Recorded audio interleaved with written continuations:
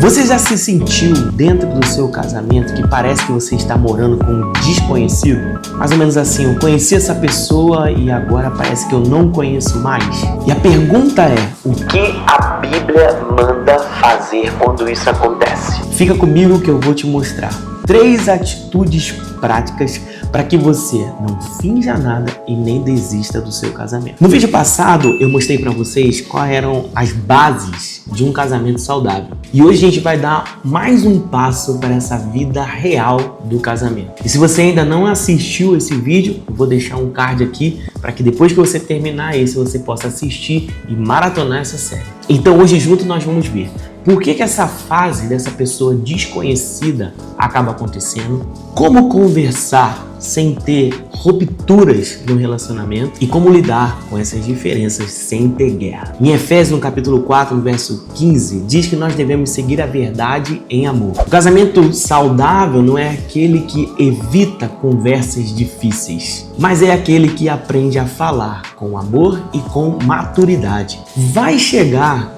uma fase em que o outro parece ser alguém que você não conhece mais. E isso é mais comum que você possa imaginar, porque todos nós acabamos mudando com o tempo. Fases mudam, as rotinas mudam, a pressão do dia a dia também muda. E de repente você pensa, não sei mais como lidar com essa pessoa. Mas nós temos que lembrar o que diz em Eclesiastes capítulo 4, no verso 12. O cordão de 3 dobras não se rompe com facilidade. Porque quando o Senhor é o centro do relacionamento, essa fase acaba não destruindo nada. Então preste atenção, essa fase não significa um fim. Porém, essa fase pode ser o início de uma maturidade em que o casal nunca viveu.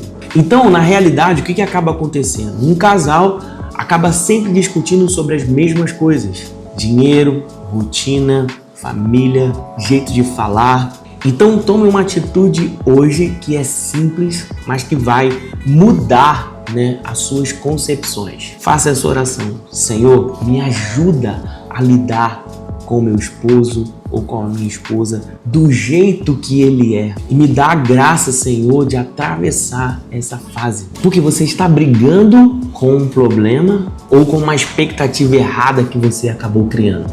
Porque agora pense nisso, casamento não acaba só com pecados. Muitas vezes acaba acontecendo divórcios em relacionamentos não por conta de pecados, mas porque as pessoas não sabem conversar. Porque acabam se utilizando de palavras que não deveriam estar nas suas falas. São palavras atravessadas, às vezes o outro é irônico demais, às vezes dá um silêncio para a pessoa, fica ignorando o outro. Em Efésios, no capítulo 4, no verso 29, diz que dos nossos lábios não devem sair nenhum tipo de palavra torpe, mas somente aquelas palavras que vão edificar a nossa vida. Ou seja, não é só falar a verdade. Como você fala também conta e conta muito. Porque existem muitas pessoas que caem nesse discurso que eu só falo a verdade, mas são ignorantes, é grosso, fala demais, fala com rispidez, e não é isso que o texto nos ensina. Nós devemos sempre falar a verdade, mas como nós falamos também conta muito. Então, quando você for conversar algo que é difícil, faça esse passo a passo aqui. Eu tenho sentido isso. Quando isso acontece, isso me afeta desta forma.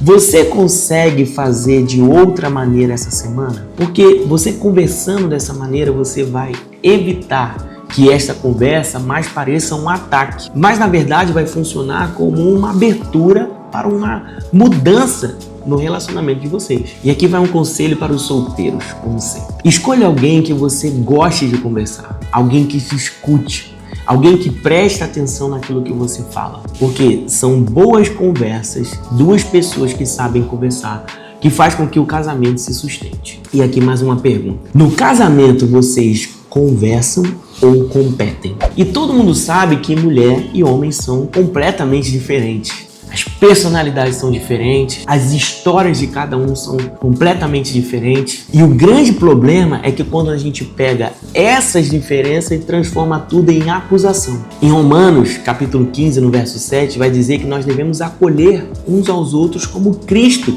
nos acolheu. Jesus não te escolheu porque você era fácil, mas Ele nos acolheu com graça. Acolher o cônjuge não é diminuir quando você não está entendendo o posicionamento dele, mas é sempre se posicionar com a atitude de sempre buscar aprender, de sempre buscar a ouvir o outro. Então, muitas vezes a gente acaba se encontrando em um grande problema, que é um quer resolver rápido, o outro quer ser ouvido primeiro, um coloca rótulo no outro dizendo que é frio, que é fria, que é dramático, que é dramática, que é insensível. E de uma vez por todas, entenda, ser diferente não é pecado. Pecado é desprezar o outro. Então você vai fazer o seguinte, você vai pegar um assunto aí com seu esposo ou com a sua esposa que sempre dá briga, e você vai fazer a seguinte pergunta: me ajuda a entender porque isso é importante para você. Então, às vezes aí na sua casa tem um problema no controle das finanças. Um se sente ofendido porque acha que não participa das decisões e acaba sempre se ofendendo com tudo. Então, você que está recebendo essa acusação de não colocar o outro participante, chega perto dele, faça essa pergunta, me ajuda a entender porque isso é importante para você. E depois, aquilo que foi dito, falado, tente compreender, ore com o olhar, se coloque no lugar do outro e você vai ver que isso já vai mudar completamente o clima aí dentro da sua casa. Porque você quer ter paz ou quer ter razão? Então, um casamento vai ter essa fase em que o outro parece ser desconhecido, mas isso não é o fim do casamento. Então, todo casamento precisa de conversas difíceis. E o que cura são palavras que edificam, não palavras que destroem. Então, as diferenças é uma oportunidade para que você aprenda a acolher o outro em suas diferenças. Terminou o vídeo aqui, já estamos perto do fim. Chama seu esposo, chama sua esposa. Entrem em um assunto aí que talvez seja difícil para vocês e conversem de uma maneira madura. Então, se você foi edificado por esse vídeo, comenta aqui que eu quero te ouvir se por acaso você estava passando por algum problema como esse. E no próximo vídeo eu vou falar sobre o que a Bíblia diz a respeito de divórcio e o novo casamento. Deus abençoe a sua casa e eu te aguardo aqui para o nosso próximo vídeo.